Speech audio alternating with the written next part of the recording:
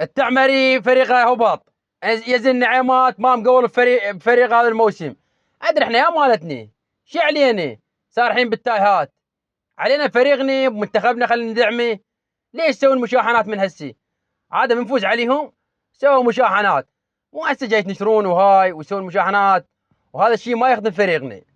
احنا فريقنا يلعب تيكا تاك، وتعرفون كلهم مغتربين والعفو محترفين، والمحترف بعد ما يلعب بغيره، نقول لك غيره هاي، احنا مو نغل منهم. بس هسه هذا زمن التيكا تاك، والله ذا يلعبون بغيره ذيك مره تدرون بيهم. رحمة الوالديكم، وما لنا شغل لا بالتعمري ولا بيزن النعيمات ولا بمدري منو باي واحد. احنا علينا ببطننا وبشعبنا وبمنتخبنا ندعمه بكل ما عندنا، بدينا وبلساننا وبعيوننا وبصوتنا بالملعب بيش ما كان. احنا شو علينا بيزن النعيمات رحمة الوالديك؟